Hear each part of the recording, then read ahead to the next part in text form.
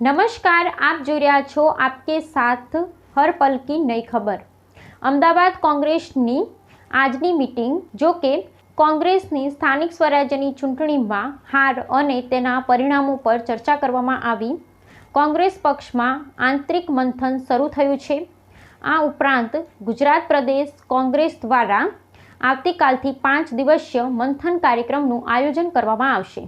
સ્થાનિક સ્વરાજની ચૂંટણીઓમાં જે રીતે લોકોની વચ્ચે માહોલ હતો, સરકાર સામેની નારાજગી હતી, ભ્રષ્ટાચાર અને ગેરવહીવટથી લોકો હેરાન પરેશાન હતા, પણ પરિણામો જ્યારે આવ્યા ત્યારે અપેક્ષાથી વિપરીત પરિણામો આવ્યા અને સ્થાનિક સ્તરે એ સંગઠન સૃજન અભિયાનના માધ્યમથી સંગઠનની નિમણૂક કરવામાં આવી।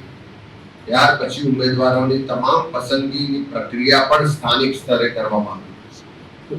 આજે પરિણામોની સમીક્ષા માટે અમે ઝોન વાઇઝ આજથી મીટિંગો સમીક્ષા બેઠકો શરૂઆત કરી છે।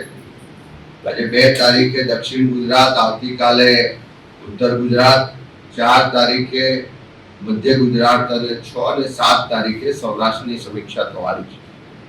જિલ્લા પ્રમુખશ્રીઓ, જિલ્લાના પ્રભારીશ્રીઓ, તાલુકા શહેરના પ્રમુખશ્રીઓની હાજરીમાં વિગતવાર માહિતી મેળવી રહ્યા છે। જે પણ અત્યાર સુધી સમીક્ષાઓ થઈ એમાં એક જ સૂર ઉઠે છે કે ભારતીય જનતા પાર્ટી સામે લોકોમાં ખૂબ નારાજગી હતી, ખૂબ આક્રોશ હતો, પણ સામ દામ દંડ ભેદની નીતિથી પોલીસ અને પ્રશાસનનો ખૂબ જ દુરુપયોગ કરી પૈસા અને બીજી જે સરકારી મશીનરી છે એનો દુરુપયોગ કરીને ચૂંટણીઓમાં પરિણામ લાવવામાં આવ્યા છે। સુરત સહિત અનેક જગ્યાએથી જે રજૂઆતો પુરાવા મળ્યા કે ભારતીય જનતા પાર્ટીના ઉમેદવારો ચૂંટણી લડતા હતા એના કરતા પોલીસ અને પ્રશાસનના અધિકારીઓ જાણે ભાજપના કાર્યકરો હોય એ રીતે ચૂંટણી લડ્યા છે એવી વિગતો અને પુરાવા સહિત રજૂઆતો પણ મળી છે। આ ચારેય ઝોનની સમીક્ષા કરવામાં આવશે। ચારેય ઝોનમાં જે મત મળ્યા છે એનું એનાલિસિસ પણ કરવામાં આવશે।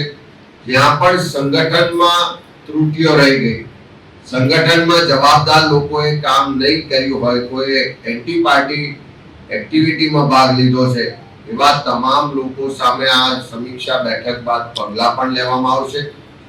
સંગઠનમાં પણ ફેરફાર થશે।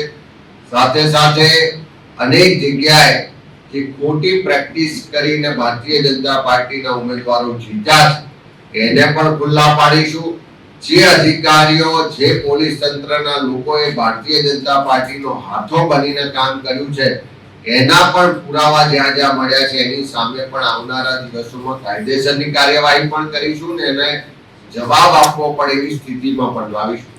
ઓવરઓલ આ સમીક્ષા બેઠક બાદ નવેસરથી દરેક જિલ્લામાં જઈ ઉમેદવારો સાથે, કાર્યકરો સાથે વિસ્તૃત સંવાદ કરવામાં આવશે અને 2027ના મિશન સાથે જમીન પરથી સંગઠનને મજબૂત કરી ફરીથી લોકો વચ્ચે જવાના કાર્યક્રમો સાથે કોંગ્રેસ પાર્ટીના અમારું નેતૃત્વ કાર્યકરો આગળ વધશે।